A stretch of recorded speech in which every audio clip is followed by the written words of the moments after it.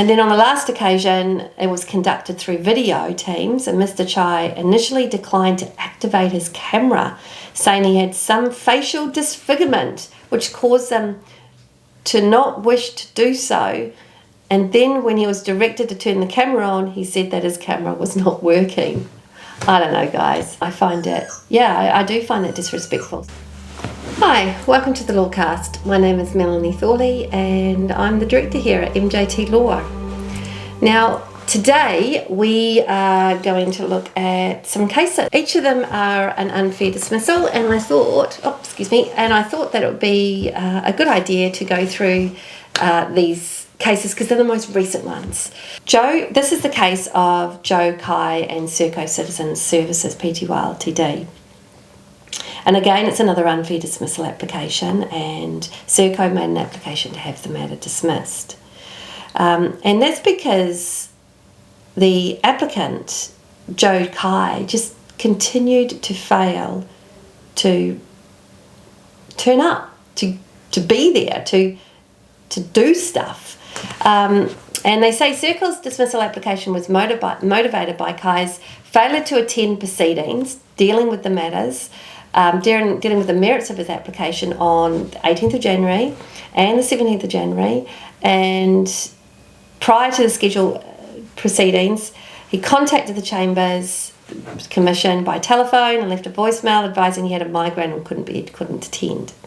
So there were a bunch of things going on with this chap. On the 18th of January, the lawyer for Serco expressed concerns about wasted resources. And look, you can understand that. As an employee, I absolutely see it. You know, this is a huge issue. You want to get it organised. You filed the application and you've got a severe migraine, and that's really tough.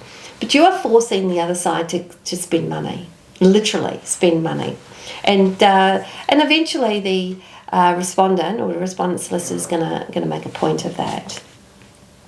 Now, the applicant put forward an explanation to his non-attendance and provided several medical certificates summarised as he had developed what he describes, Mr. Chai says he developed what he describes as being a migraine over the course of Tuesday the 17th of January and did not seek medical attention that day and waited until 4:56 p.m. before communicating to my chambers that he was unable to attend the hearing the next day.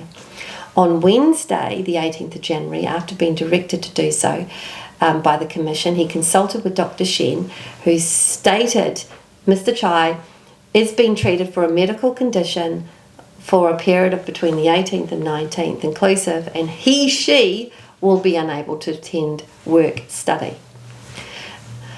In a certificate dated the 20th of January, Dr. Shen elaborated and said Mr. Chai stated he could not attend the hearing meeting due to a headache related to stress and insomnia. In a certificate dated the 21st of January, Dr. Wang said Mr. Chai has had worsening headache due to anxiety and stress. In a further certificate on the 26th of January, Dr. Shen said that he had seen Mr. Chai via phone consult and face-to-face consults in September 2022 due to ongoing anxiety for which he had been suffering chronic headache and insomnia. So that was the reasons. Look, there's a whole pile of legislation about this, but the Commission said Mr. Chai did not attend the mentioned proceedings on the 25th of November due to prior arrangement, and he advised the Commission the day before of that. On that occasion, the mentioned hearing proceeded in the applicant's absence, and Mr. Chai was cautioned about failing to attend. And Mr. Chai did not comply with the Commission's filing directions, which obliged him to file material in support of his case. And Mr. Chai later provided material on the 21st, which was a sufficient form as to be characterised as complying with caution given to him by Chambers. Fine. And then he failed to attend more proceedings. And then Mr. Chai's explanation of his non-attendance puts forward that he had a combination of several afflictions: headaches, migraines, anxiety had prevented his attendance. His doctors had provided with some basic medical certificates which do not provide anything other than the generalised illumination of Mr. Chai's condition, and does not conclusively say that he was incapacitated to such an extent that he could not attend the proceedings. In circumstances, though the certificates establish that the applicant has a history of some length of headaches and anxiety, they did not, although, certify that the symptoms were so debilitating as to prevent his attendance at the commission, or so be unable to conduct his case if he did attend. Look, this went on and on. Headaches and feelings of anxiety are hardly unique to Mr. Chai's matters in this type. Many applicants, indeed many witnesses and respondents, also have feelings of distress and the need to attend Fair Work commissions in relation to proceedings, and have either initiated or must respond. Mr. Chai is of the view that he is unlikely to be available for legitimate medical reasons. Then it must be necessary for him to consult a medical practitioner before the date and provide the commission with information.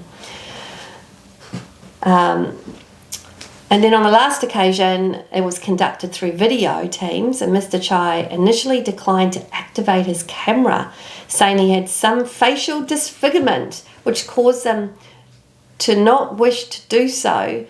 And then when he was directed to turn the camera on, he said that his camera was not working. I don't know, guys. Neither of the circumstances are satisfactory, and at best, and the commission goes on to say, and at best are extremely disrespectful to both to the other parties involved in the matter and as well to the commission, and the matter was rescheduled. In this case, the application for dismissal wasn't granted. And again, I look at the context of this, and it really is fascinating that the commission goes to such lengths to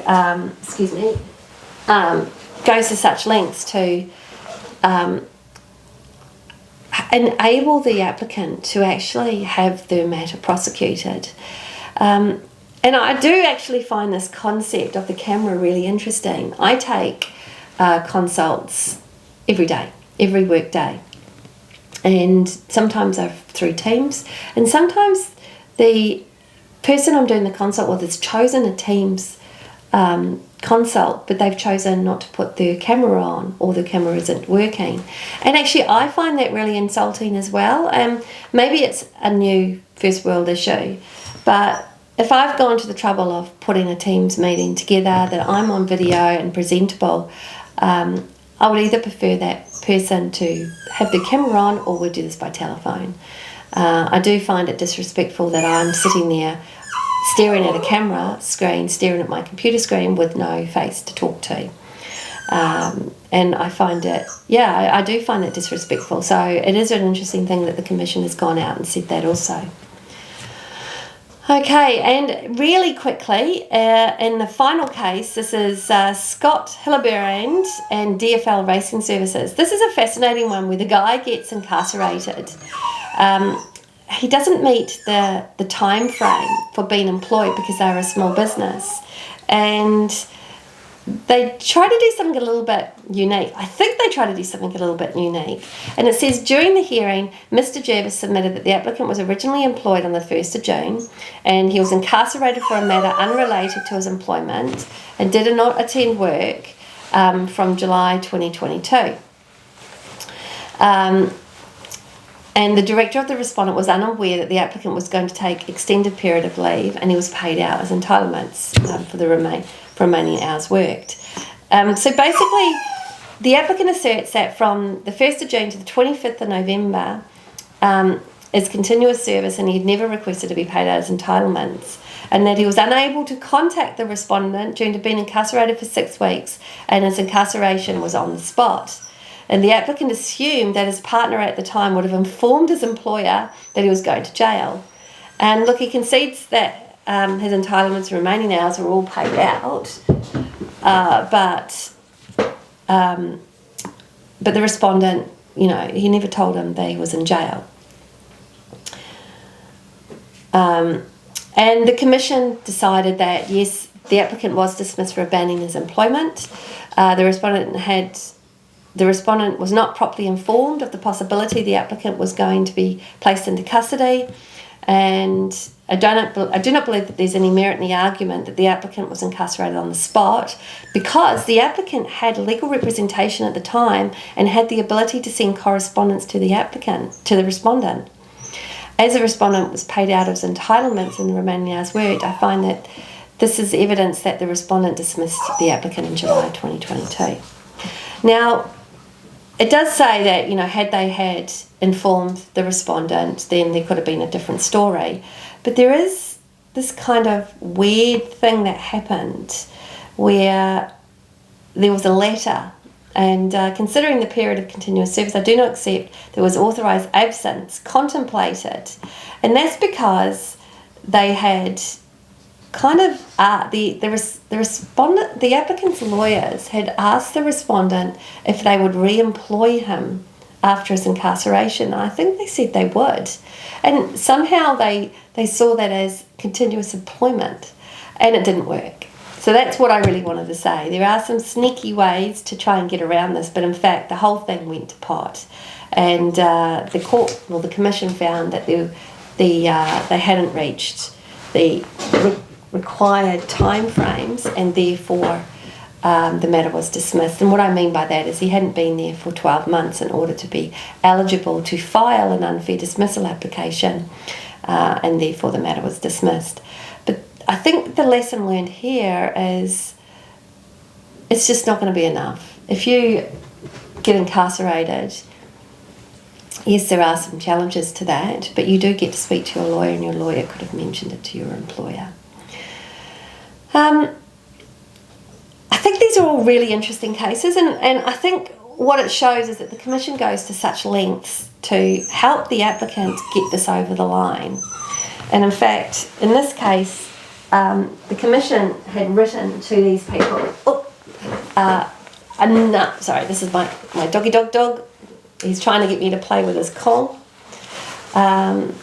Instead, I'm just going to give him a cuddle. Okay, so the Commission itself has been going to really big lengths in order to get these applications over the line and get them at a hearing. But in fact, it's the applicant who's been obstructive time and time again. Now, obviously, there are some more obstructive behaviours than others, and being incarcerated is pretty tough, but in fact, the matter still has to get prosecuted somehow, and this person was out of time. I hope you have enjoyed the 4 cases. None of them talk about whether the dismissal itself was unfair. All of them are about whether or not the matter gets dismissed before it gets to hearing, and in 3 of them they were, and in 1 of them they weren't. Thank you for watching. I hope you've enjoyed today's session. It's been quite a long one, and I'll see you next week again at the Lawcast. Thank you everyone for watching and listening.